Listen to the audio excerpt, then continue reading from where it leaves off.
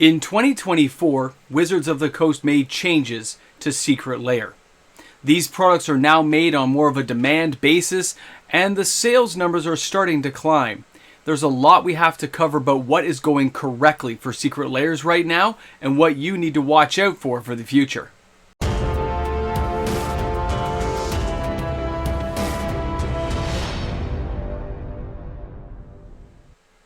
2022 and into 2023 saw a decline in Secret Lair's popularity. Wizards of the Coast changes in 2024 apparently have at least started to turn some of this around. Welcome back, everyone. MTG Moxman here. Thanks again for hanging out with me on my channel today as we discuss Secret Lairs. Now, this is not a topic I tread on lightly. As many of you know who are regulars on this channel, I'm not fond of Secret Lair products as a whole. But even I cannot deny that the ability to pick chosen cards in small set bundles, even at a premium price, but still far less than the secondary market, is a boon to players who've wanted to get these cards. Now, Wizards of the Coast, of course, has made mistakes. They started this out and it took off like you wouldn't believe. People found them very desirable, highly collectible, and thought they would never go down. But then Wizards of the Coast saw the value. And when Wizards of the Coast finds value in something and sees that customers and the consumers have really been smitten and taken with an idea, they go to the next level. And then the next level. Until you're on level 99 and the big boss is undefeatable and everyone just gives up and walks away. And that's what we started to have happen. 2021 we saw declining in sales. I heard lots of my friends stop buying, said there was too much product, too many things coming down the pipeline, and they didn't care. Now, many stores who used to purchase these products on the secondary market from Wizards of the Coast and bring them into their stores to sell directly to customers, it all stopped. It all just kind of ended.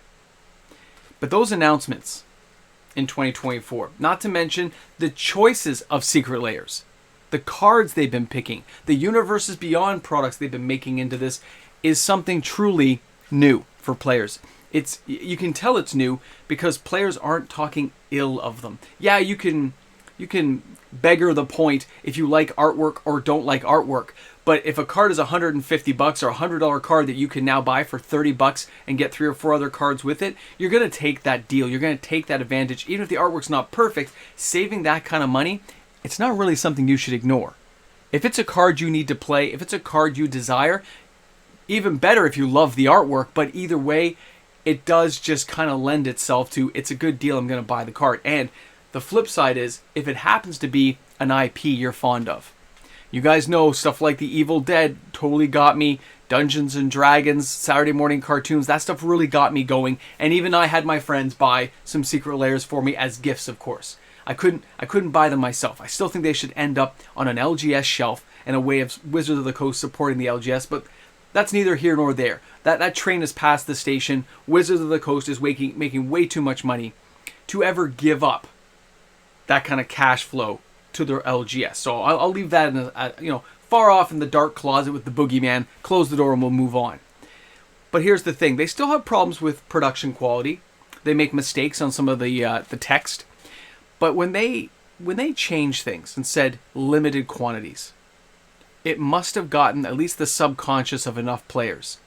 And when you see Secret Lairs selling out, whether it's real or not, when you see the sold out sign appearing, you start getting into that FOMO, and then you find out some friends bought it and now you can't. It is something. It is something. And that something is going to lead to some more. Now, I know I haven't really given you guys a real, oh, what do you mean more? They have found that this new way of doing things is a new doorway.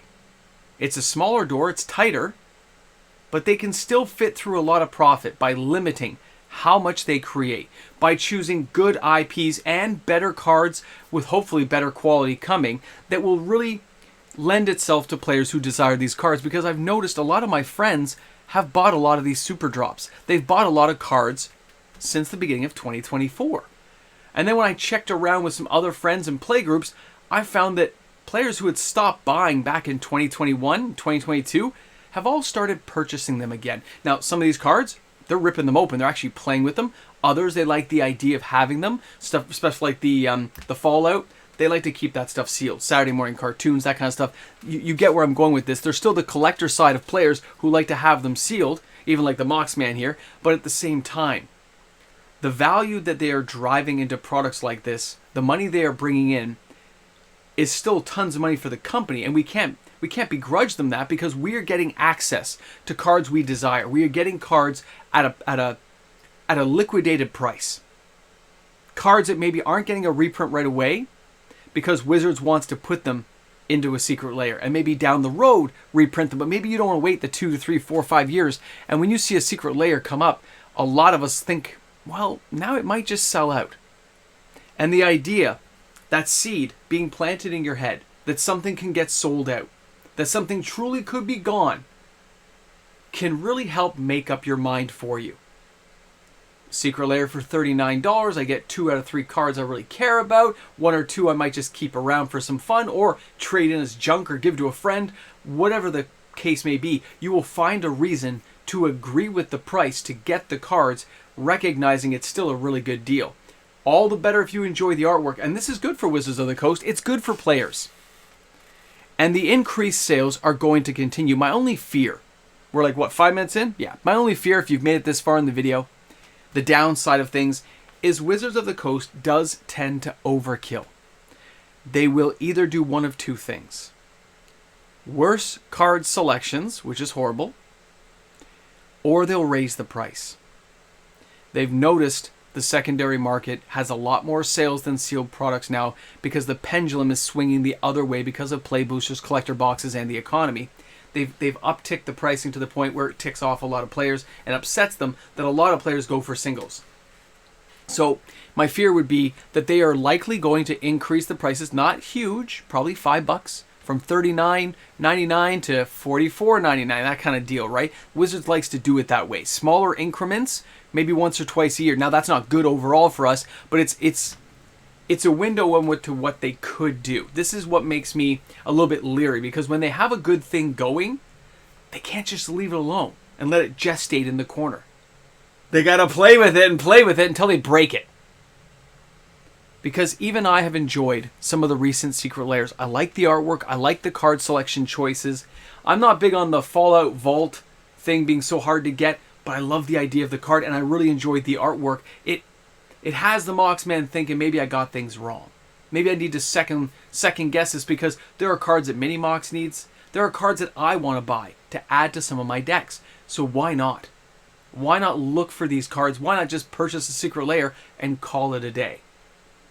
Either way, the downside of them overprinting again is probably a door they're not going to open for a long time. Price increases or inferior card selection are the 2 big driving factors that you, the player, need to be aware of. Because if they run out of cards to print, which they've done lots of times when they use up reprint equity, they still need to make money, so they'll just choose different cards. Always be aware of that. Always be aware that you may get not exactly what you want in a super drop, so you need to select the ones that really matter to you. It's still a lot of money over the year if you buy 3 or 4 of these things. Remember, like you're getting premium cards though. You're getting cards that you were probably selecting for a specific purpose. There's some deck you're building. There's some reason that you want to get those cards, and I can totally understand that, and that's why it's such a good deal right now. It's such a, and I'm saying good deal, which is really weird for the Moxman to say for cards like this, but I've seen it. Like, I've looked at the card, look at the secondary market, and go, yeah, it's not a bad deal. And you get a couple extra cards you might use, it's not bad. Or in some cases, you get 2 or 3 cards you're actually going to use. Either way, I'm just gonna sit down in the corner and be quiet about Secret Lairs for a while. I'm gonna watch these sales accumulate. I'm gonna check out how many sales are actually happening. I'm gonna work with some friends of mine to kind of find out how it's going overall through different market areas of the world. And hopefully in the next 6 months, I'll do another follow-up video at some point, really relaying kind of what's going on, because I know the sales are up. And I know they're up quite a bit. I know nobody's really talking about it right now, but it's happening because you've probably seen some of the recent selections for some of the IPs they're doing, some of the anime stuff, some of the unique artwork and stuff they're choosing. It has people talking. Good news or bad news, you're talking about it, and that's always good news for a company. Thank you again for hanging out with me on the channel. Please drop some comments in the comment section. Let me know what you think about Secret Lairs. Have you been purchasing any, or are you totally avoiding them? Or are you selecting just a few that you really love, like Transformers? I hope they do GoBots and G.I. Joe. I know we're at the end of the video, but I can't help myself. GoBots, G.I. Joe, give me Robotech. Chris Cox, get me Robotech. Get the IP. Talk to Harmony Gold. Work this stuff out. Thanks again for hanging out, guys. I will see you soon. And yeah, GoBots and Dino Riders wouldn't be bad either. I'll see you guys soon. And of course, a big shout out and thank you to all of my patrons, my YouTube membership members. And a reminder, guys, this Sunday is the Patreon YouTube membership member giveaway for the month. I hope you guys can make it out to the live stream this weekend as we give away some great prizes. Hopefully people have a good time and can make it out. So thanks again for all that support, everyone. I will see you guys soon with another video. Actually, I'll see you in about 24 hours. I'll see you then. I know. Welcome back. Secret Lairs Evil Dead. It's awesome. You give me an Army of Darkness one with some Deadites. Give me a deck. Give me Commander decks. Good Ash versus Evil Ash. Guys, the Secret Lairs is a direct door to your wallet. I can't argue how they do it or why they do it. I know all that. But some of the card deals are really good prices. I can't argue that either.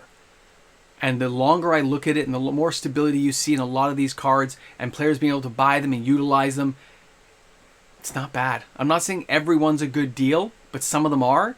And I can see why people take advantage of it now. I can start to see the window that says, yeah, man, if you need those 3 cards for your Commander deck, that made perfect sense. Cheaper than buying on the secondary market. And maybe you appreciate that artwork better.